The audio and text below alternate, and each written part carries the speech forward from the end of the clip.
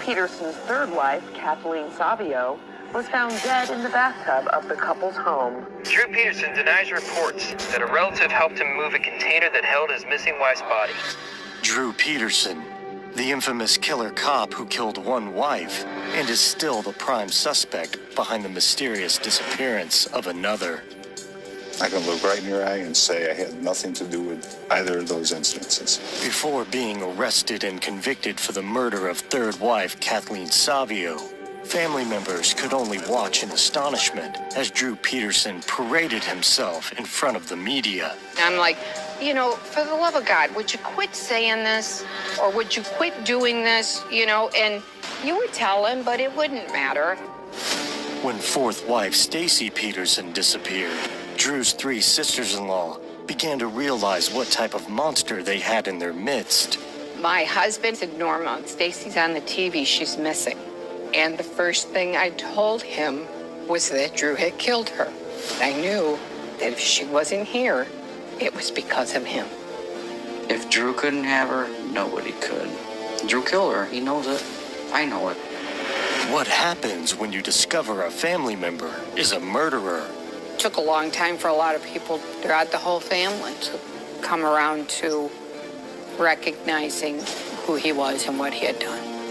And how have the tragedies of Drew Peterson's wives inspired relatives and confidants to help others in similar situations before it's too late? There were signs that so many people missed. We want people to know what they are. There's so many Drew Petersons out there. And as Drew Peterson's three sisters-in-law watched the ugly side of Drew unfold, what did they really think when he became public enemy number one? No one really knows the Drew Peterson I know. Is a person that doesn't have any feelings, is a person that wants power, the person that would kill.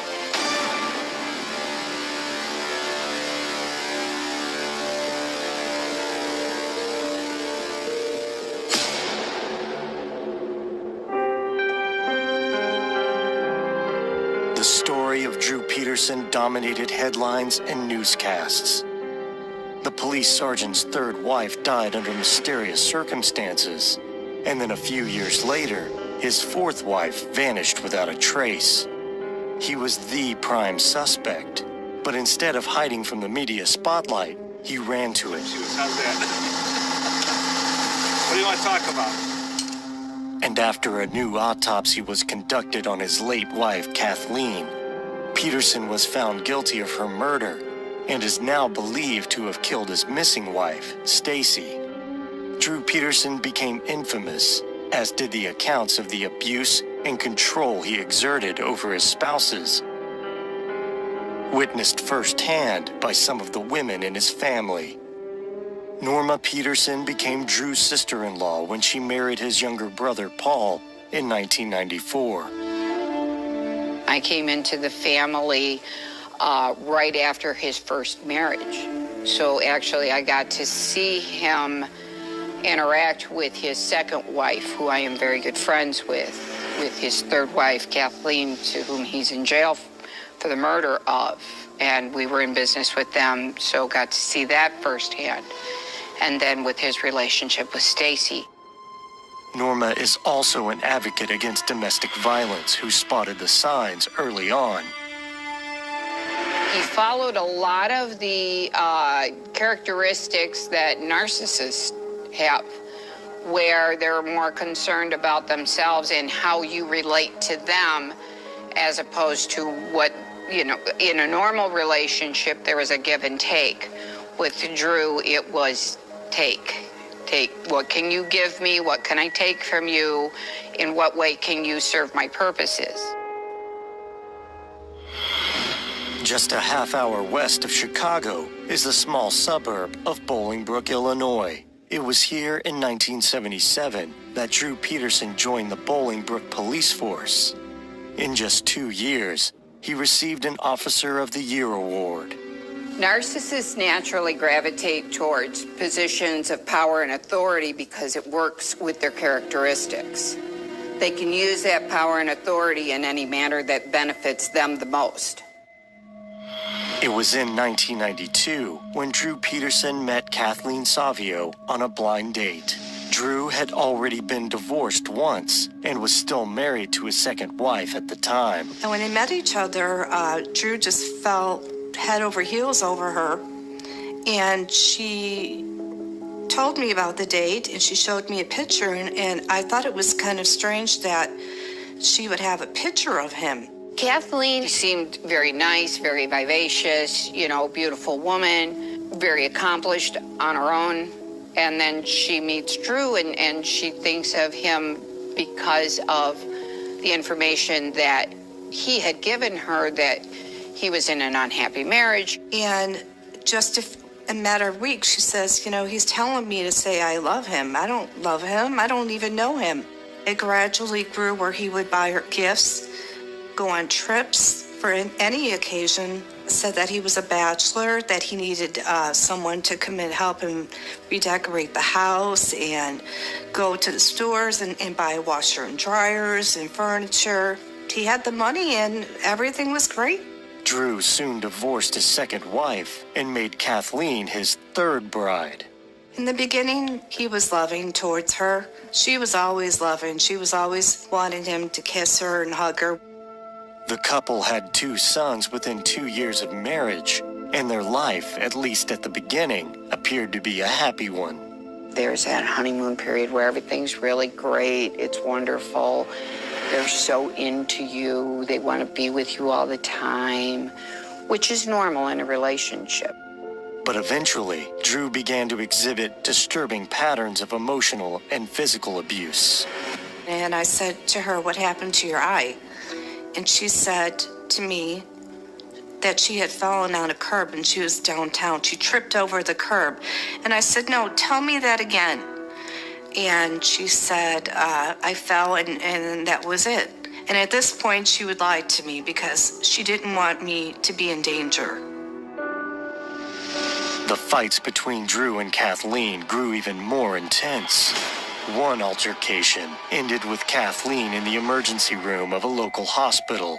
We really didn't know the type of chaos he was causing, really. I mean, the depths that she had to deal with in terms of her domestic violence in her marriage. Kathleen turned to the police, but it was Drew's own friends who responded. Call after call, they failed to make an arrest, and Drew continued to silence Kathleen's cries for help. She fought so desperately to be heard. We had no idea that there were all these, phone calls being made, all this drama that was going on. In 2001, Drew Peterson would further sully his marriage to Kathleen. Stacy Kales was a teenage girl who had a very rough childhood. She was working as an overnight motel clerk when she met Drew Peterson. She just wanted to be loved, something we never really got when we were little. She was young and gullible. And I know she didn't, just run right after him. He, can I say, schmoozed his way into it, basically. With Stacy, I think what she saw was stability. Here was a much older man who was almost like a father figure for her. So he took advantage of that, knowing that she has no context to go from in terms of a relationship. It was easy for him to come in and go, "Hey, I can do all these wonderful things for you. Just let me, let me take care of you. Let me do for you. Never mind that she's 30 years younger than him." 47-year-old Drew began a secret affair with 17-year-old Stacy Kales. I believe Drew had a history of grooming women, grooming victims in order to get them to do what he wanted them to do. Drew's rendezvous spot of choice with Stacy was the basement of his home, and at times when his wife Kathleen and children were sleeping upstairs.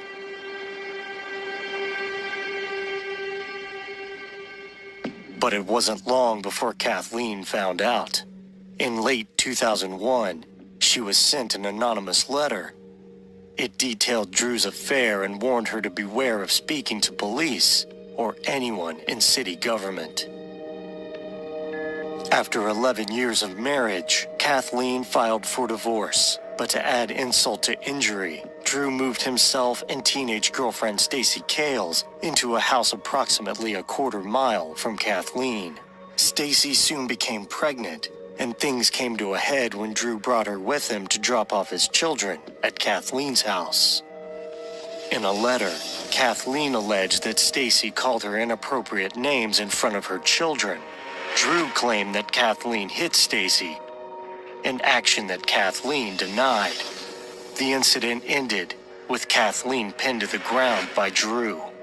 But she screamed and cried, and she was like an animal on the ground. The police came, and she got up and said, "Help me, help me."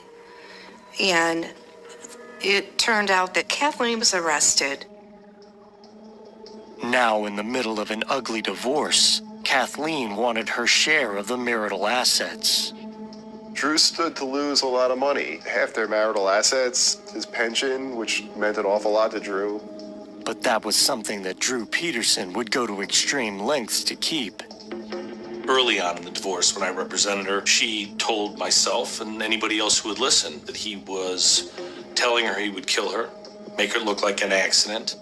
Kathleen wrote a letter to the Illinois Assistant State's Attorney about the threats. She also sent a copy to the news media. She told them that Drew knew how to manipulate the system, and his next step would be to take away the children or kill her instead. She thought, okay, if I write the state's attorney's office, somebody's got to look into this guy. No one helped her. No one helped her. No one responded to her. So she said, if anything happened to me, this is what I'm doing. I'm writing everything about what is going on with my life. And she believed that they were all in it together because there was no response. Meanwhile, Drew Peterson grew more and more desperate to hold on to his money. Kathleen wrote of one incident where Drew broke into her home and held her at knife point. As he did so, he told her that she needed to die and that he didn't want to pay her any child support. For reasons she couldn't explain, Drew pulled back and left. She slept with a knife under her mattress. It became very difficult and she feared for her life. Police responded 18 times to calls from the house, but Drew Peterson was never arrested. 18 calls? Why does it take 18 calls? You know, if that isn't past ridiculous, I don't know. Kathleen and Drew's divorce was finalized in October 2003. 8 days later, Drew married girlfriend Stacy Cales. But tragically for Stacy, Drew Peterson's behavior would go from abusive and violent to murderous. She didn't stand a chance, and she didn't know it. Taking care of your teeth and gums is good for more than just your smile. Many people don't know that the bacteria that causes gum disease can spread to other parts of the body, increasing your risk of high blood sugar levels, heart disease, or even Alzheimer's disease. Help lower your risk and keep your smile healthy with proper brushing, flossing, and regular dental visits. A healthy smile means a healthier you. We can help you get there. Summit Dental Health. Schedule online at summitdentalhealth.net. It's like fruity, marshmallowy, sour candy. This is how sour was meant to be.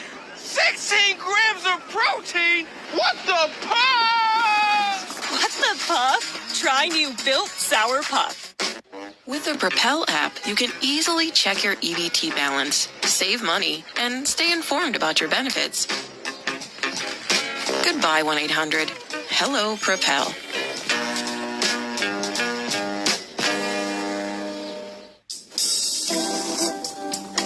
I know this seems crazy, but Fresh Step traps odor by supercharging 4 million particles in each box with activated charcoal. So while stink won't stick around, my love will. Fresh Step.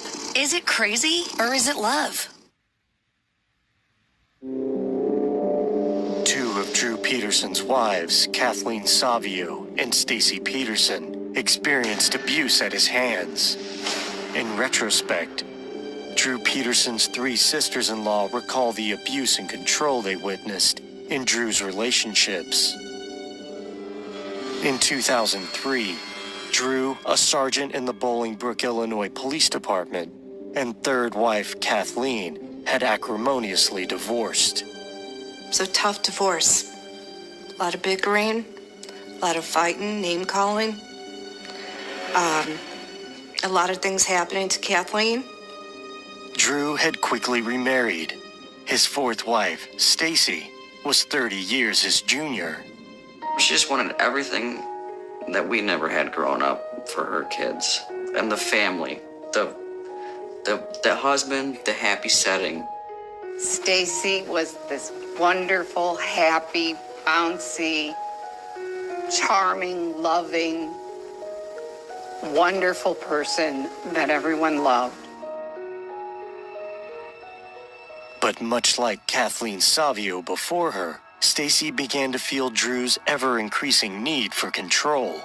I mean, she never cheated or lied to him or anything, but she couldn't even run to the store to get bread, and he was checking the receipt. You left at this time, who were you talking to, and. There were times where her and I would go out shopping, and he would call her on a constant basis. And one time I just remember picking up the phone and telling him, "Quit calling, she's with me, we're shopping." To help their relationship, Drew and Stacy turned to Reverend Neil Shorey for counseling. Stacy told me about a time that she walked in the house. She was confronted by Drew, who immediately asked her where she'd been. And he actually held her against the wall, and he stripped her naked to see if there was any evidence of her being with other men. And she told me this with him sitting there. And at one point, he stood up and he said, "Well, thank you for coming. I've had about enough for today." And he reached out and shook my hand. He didn't look at Stacy, and he walked out of the room.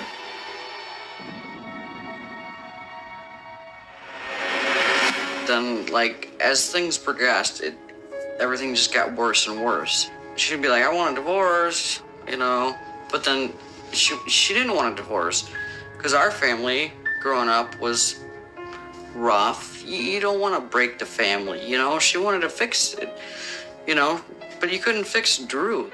Drew also monitored Stacy's communications and tracked her every move. He had a GPS thing on her phone to where he could know where she was, if she was moving or going anywhere. She just said, "I can't deal with this anymore."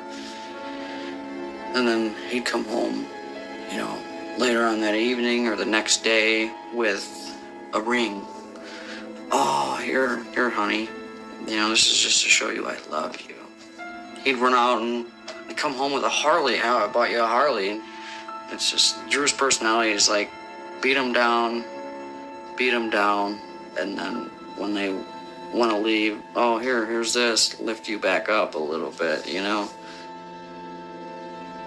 By late February 2004, Drew Peterson's previous wife, Kathleen Savio, was living in fear of her ex-husband as the court prepared to award her half of Drew's assets and custody of their children. With the court date approaching, Drew's repeated threats began to escalate, and Kathleen shared her concerns with her sister. I remember her voice being sad. I never heard her that way. She was almost very depressed. And she said, "Sue, I'm not going to make it through this. I'm not going to make it through this. He's going to kill me, and he's going to make it look like an accident." Drew's new wife, Stacy, was going through her own hell with Drew's jealousy and violent unpredictability. One night, she discovered the true horror her husband was capable of. Stacy and Drew had gone to bed one night at the same time. She woke up in the middle of the night. He wasn't next to her, and that was unusual. So she looked around the house, and he wasn't there. And then in the wee hours of the morning, she found him in their laundry room, and he was taking off all black clothes. And she said, "What were you doing?" And he goes, "You know what I was doing." And he turned on the washing machine and walked out of the room. And she said that she looked in the washing machine, and not only were Drew's black clothes there, but there were women's clothes that weren't hers. The next evening, Drew drove to Kathleen's home. He told neighbors that he had tried twice to drop off their sons to Kathleen, but she hadn't answered the door. Kathleen had changed the locks, so Drew and the neighbors called a locksmith to gain entry to the home. Drew claimed that due to the previous complaints made against him by his ex-wife, he was reluctant to enter the house. He sent the neighbors inside instead. It was almost like he was setting them up. The neighbors searched the house for Kathleen while Drew waited outside. All seemed well, and then the shrieking of one of the neighbors sent Drew running inside to investigate.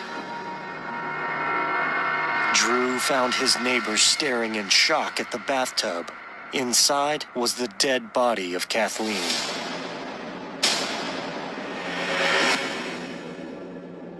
The contentious relationship between Drew and Kathleen was well documented by the Bolingbrook police, and Drew was a member of the force.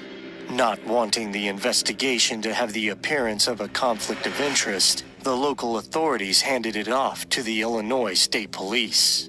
The state police don't do a lot of homicides. They do traffic and drug interdiction, things like that. The lead investigator had never worked a homicide. The state police had no knowledge of Drew's violent relationship with his ex-wife. They concluded that Kathleen slipped, fell, hit her head, and then drowned before the water drained from the tub.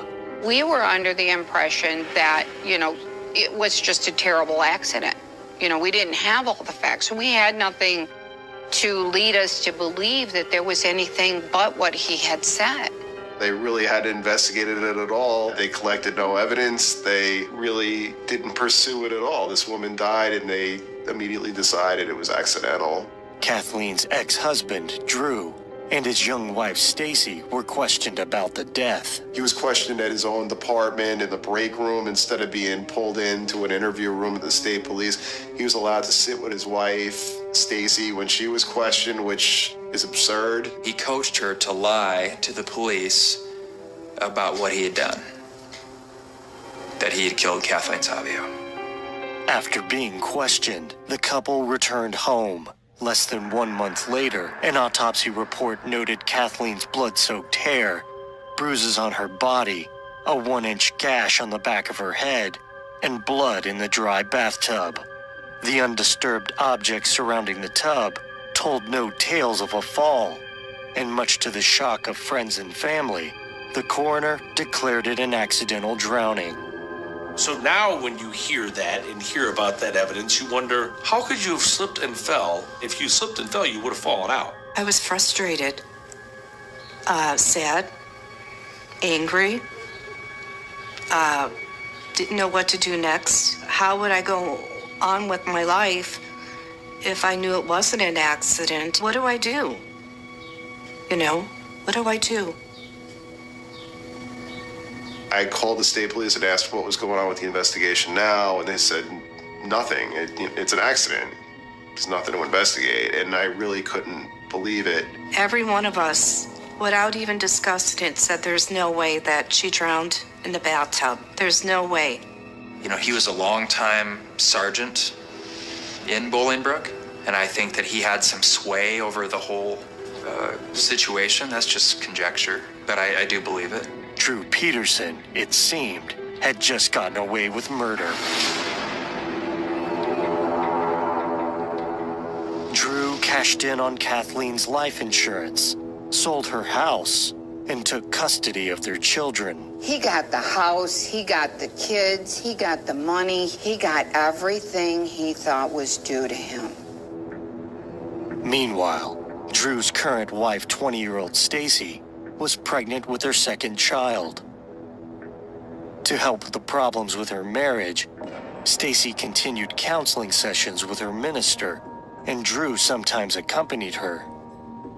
Reverend Neil Shorey noticed things in Drew that he felt were red flags. His admitted behaviors is that he was a selfish man. He said to me one time in front of her, well, you know she's not with me for my looks, so I have to follow her to make sure that she's not up to other things. It's really important to note that behaviors like jealousy or being tracked by GPS on your phone or getting called 30 times a day, those are all warning signs of what's to come, and what's to come is really ugly. What came next would be far more than just ugly, and a mystery that would still remain unsolved to this day. I knew that if she wasn't here, it was because of him.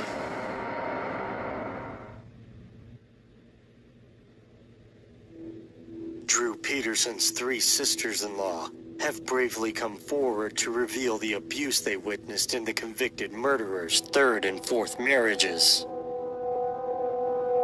3rd wife Kathleen Savio reported the abuse to police, but Drew, their comrade in arms, was never taken into custody or charged. After their divorce, Drew stood to lose half his marital assets. That is, until Kathleen was found dead in her bathtub. The death was ruled to be an accident. Drew's 4th wife, Stacy, told her pastor Neil Shorey that the night Kathleen died, she saw Drew in their laundry room. He removed the black clothing that he was wearing and dropped something else.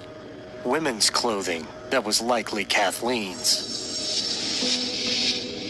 Drew controlled Stacy's every move and did everything he could to manipulate situations in his favor. I got a call from Drew. He said, I'd love to talk with you. And I went out and we got in the car and we drove all over Bolingbrook. He definitely wanted to convince me that there was something wrong with her emotionally, mentally. He kept talking about how at that time of the month, she just acts crazy. Eventually, Stacy reached her breaking point. Stacy looked at me and she goes, so how do you feel about me getting a divorce from Drew? I'm scared. And then she kind of looked at me and she's like, what do you mean? And I said, well, look what happened to Kathleen. Then her face turned pale white. Stacy Peterson met with Reverend Neil Shorey for what would be the last time in August 2007.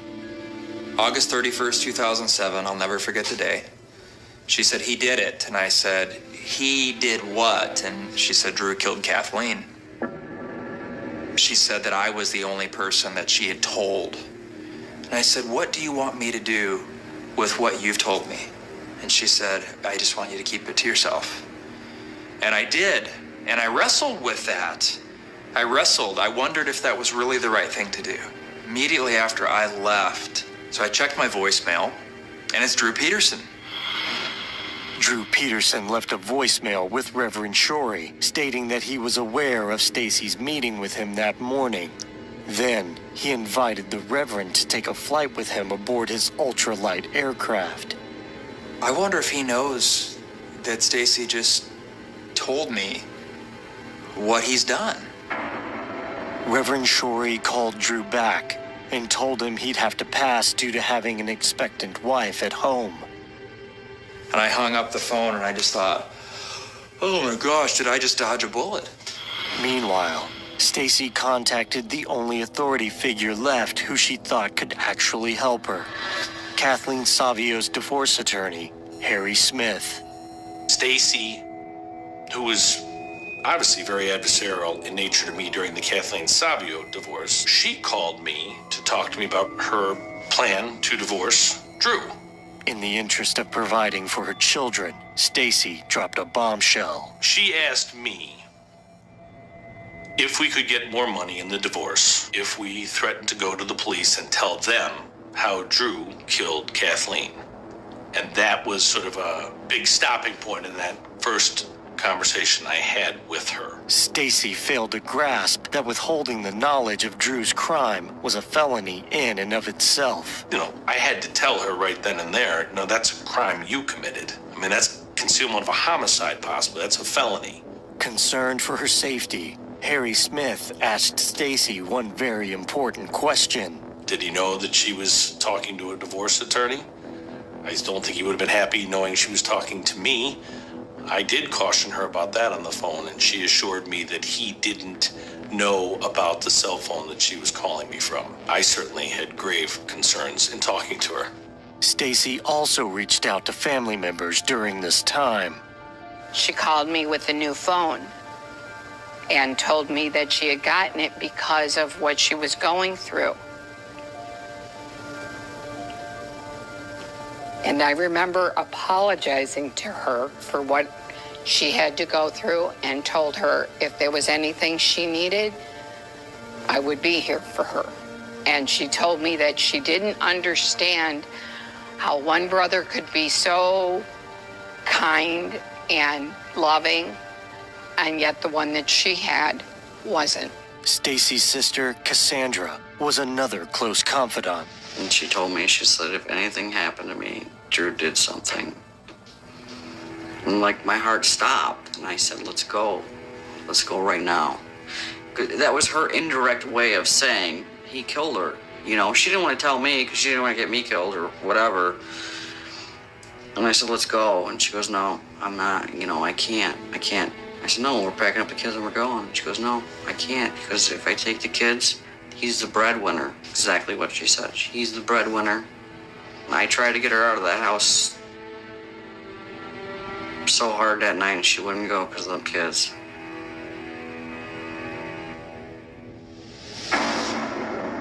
Days later, on October 28, 2007, Drew called his stepbrother Thomas Morphy over. He asked him if he would help him move a blue barrel from his home. Morphy would later recall that the barrel was warm to the touch. Tom Morphy only lives a mile away. So Drew just dropped Tom Morphy off where the barrel or Stacy went from there. The next day, Cassandra Kales could not reach her sister. Based on her knowledge of Drew and Stacy's volatile relationship, Cassandra feared that Drew was responsible for her sister's disappearance. Stacy Peterson was officially declared missing on October 29, 2007. My husband said, Norma, there's something on the news I think you should see. He says, Stacy's on the TV, she's missing. And the first thing I told him was that Drew had killed her. Don't know why I said it. It was the first thing that came out of my mouth, but I knew that if she wasn't here, it was because of him. And I knew that from the moment I was told she was gone. Stacy's family suspected that she wasn't just missing. They feared that she was already dead. She wouldn't leave her kids. She wouldn't leave me. Drew claimed that Stacy had left him for another man. He was saying that she left her car at the town airport, and she had gone to some Caribbean destination with a guy that he never identified and who apparently was never reported missing himself. Newspaper reporter Joseph Hosey and his editors were the first to connect Kathleen Savio's death with Stacy Peterson's disappearance. I was probably getting ready to go home when my boss came up to me and said, hey, remember that guy, Drew Peterson, you wrote about a few years ago, whose wife was in the bathtub? I was like, of course I remember. And he's like, well, his current wife is missing. And I was like, really? Within days, his cul-de-sac was full of TV trucks. Reporters were now asking questions about Kathleen Savio's drowning, and the Savio family thought that Drew had killed again. My heart broke because it's starting all over again. He did it to someone else. Drew Peterson avoided the media at first, but it wasn't long before he began parading in front of the cameras.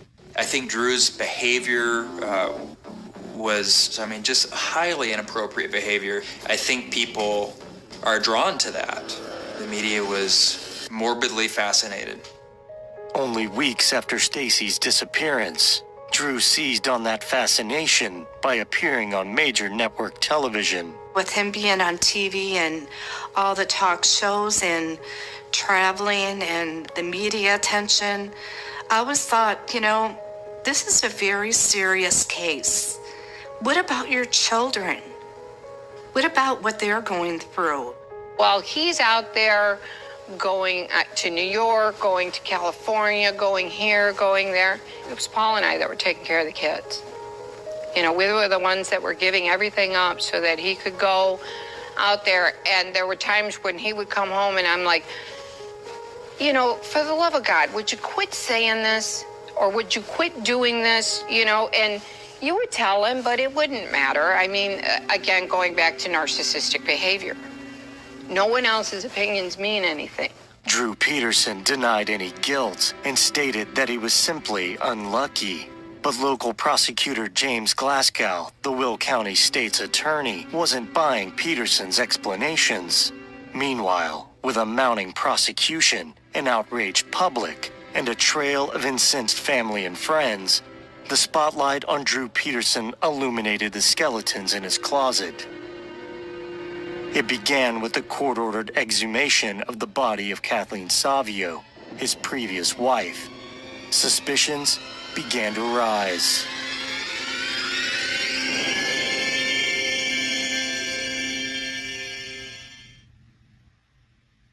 Taking care of your teeth and gums is good for more than just your smile. Many people don't know that the bacteria that causes gum disease can spread to other parts of the body, increasing your risk of high blood sugar levels, heart disease, or even Alzheimer's disease. Help lower your risk and keep your smile healthy with proper brushing, flossing, and regular dental visits. A healthy smile means a healthier you. We can help you get there. Summit Dental Health. Schedule online at summitdentalhealth.net. You make me wanna. Cute. My shop is officially live.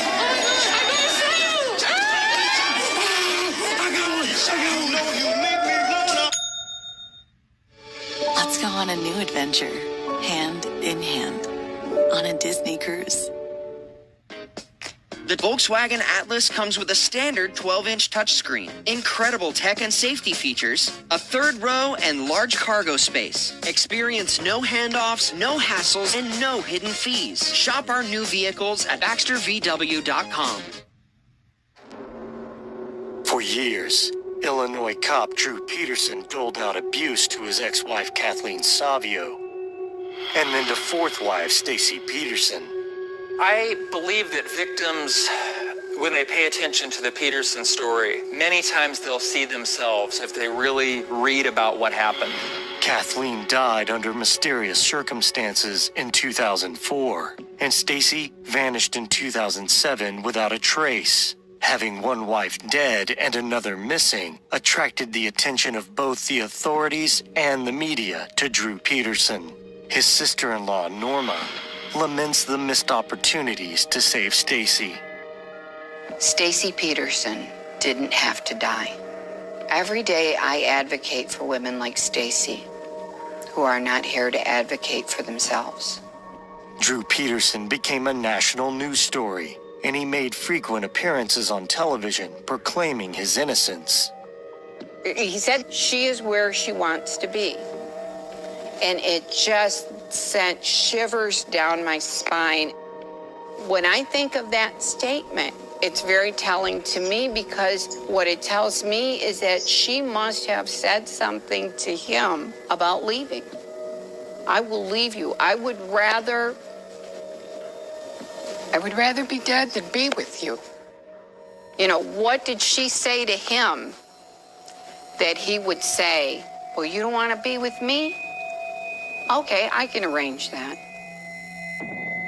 Days after Stacy went missing, a judge approved the exhumation of the body of Kathleen, Drew's former wife.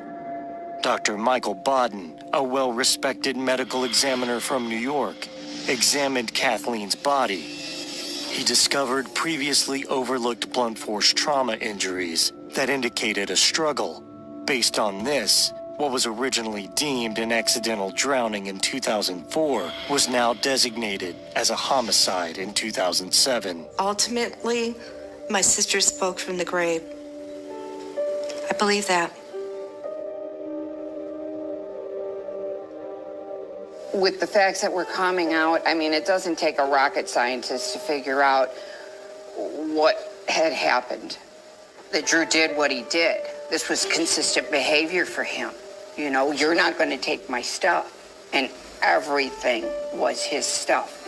Whether it was his house, his kids, his money, everything is a possession to a narcissist. Investigators could only theorize about what happened to Kathleen the night she was murdered. They speculated that Drew snuck into her home and surprised her. A 1-inch blunt force laceration on the back of Kathleen's head could have been an injury from a faucet. Bruises on her chest and legs indicated a struggle, and the crime scene photos showed a body in a fetal position as if it were placed there well after the drowning.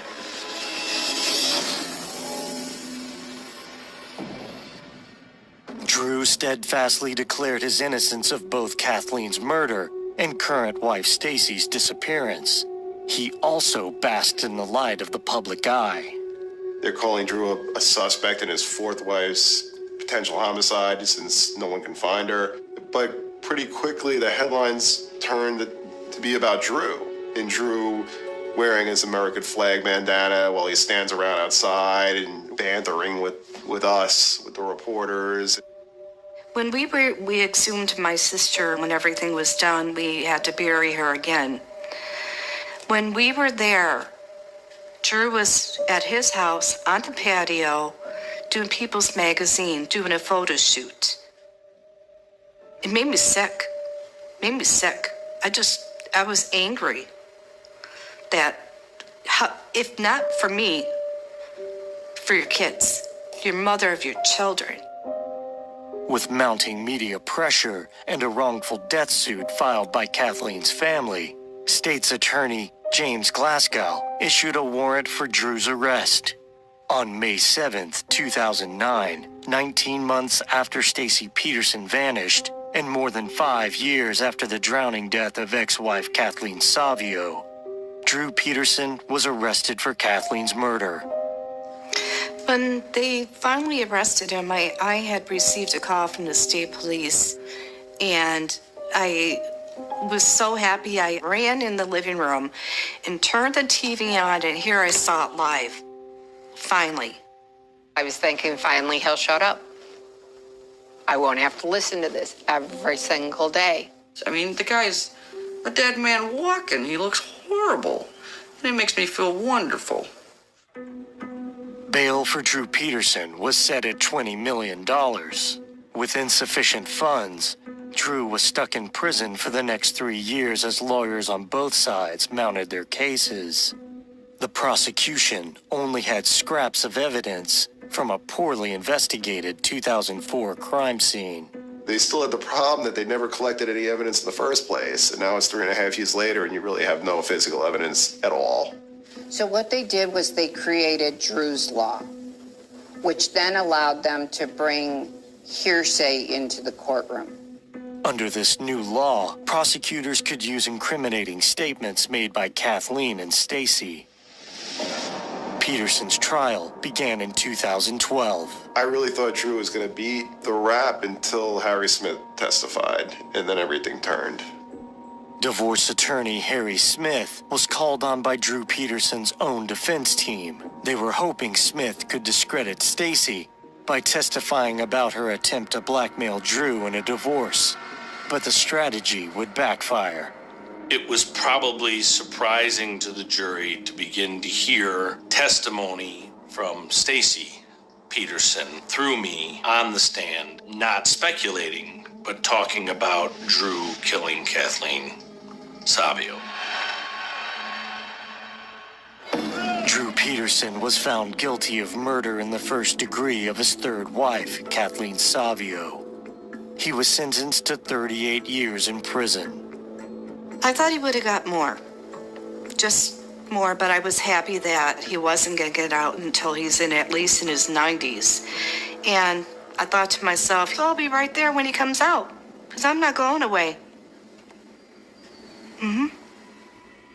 For me, it was a personal sense of relief. Unfortunately for my husband, it was a much bigger thing. Here was a man that he had grown up with, who was his brother. And regardless of who and what he was, there's still a family connection that doesn't get eliminated or diminished by that. So he had to wrap his head around the fact that, but by the same token, he also knows what he was capable of and what he did. But even behind bars, Drew Peterson proved he could still be as deadly as ever.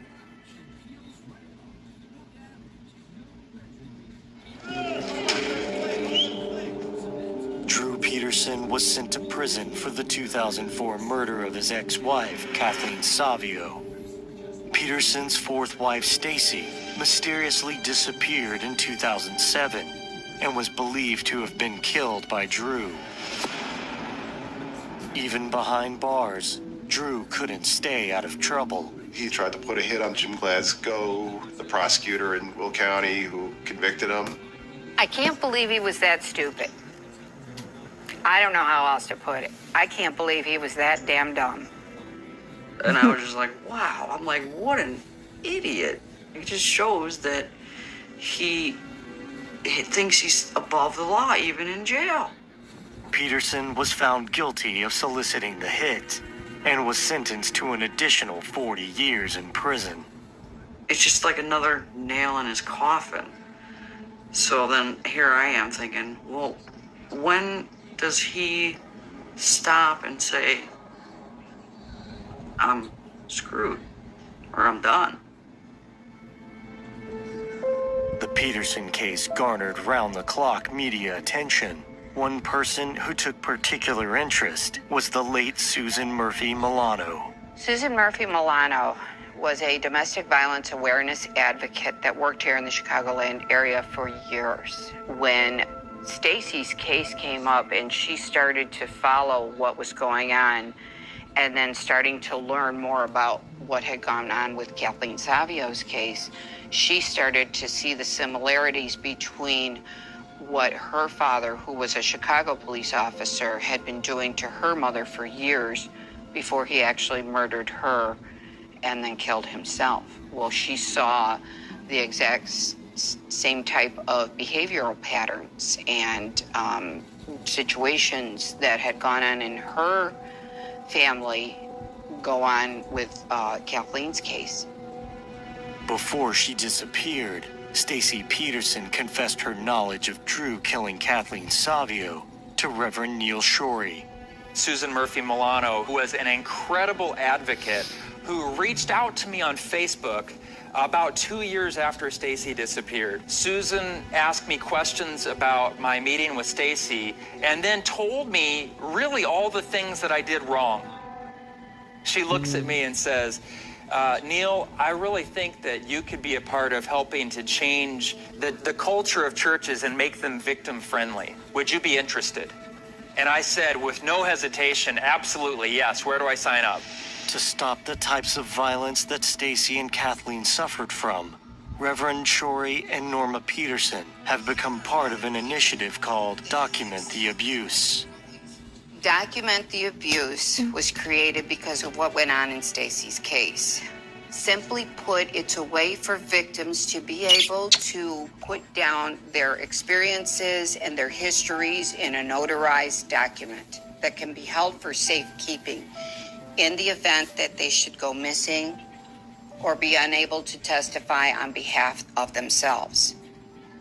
A primary tool of Document the Abuse is the Evidentiary Abuse Affidavit, or EAA, which can be found on the initiative's website. The Evidentiary Affidavit of Abuse is an incredible way for victims to detail their stories. So it can be used in both a written and a video format. Not only does it give the victim their voice back and hopefully power and control back to them, but it validates their experiences in a way that is no longer considered hearsay. The EAA was inspired by Kathleen Savio's attempts to record the abuse she suffered at the hands of Drew. She wrote to the state's attorney's office. She told friends, she told family, she wrote things down. She created what was originally the evidentiary abuse affidavit. When you write out what's happened to you, and then you actually have to speak it and you do it on a video, it's powerful and it's cathartic. And hopefully leads them on a path where they can safely leave their abusers. Though Drew Peterson's name will forever be linked with infamy, friends and loved ones are determined that Kathleen and Stacy's names will be remembered for something else. She'd want to be remembered as a fighter. She was a fighter to the end. Stacy was one of a kind. You know, she just wanted to take care of everybody. I know she's always with me. What I want people to know is that these weren't just Drew Peterson's wives. Kathleen Savio and Stacy Cales Peterson will be the reason that victims will be able to document their abuse.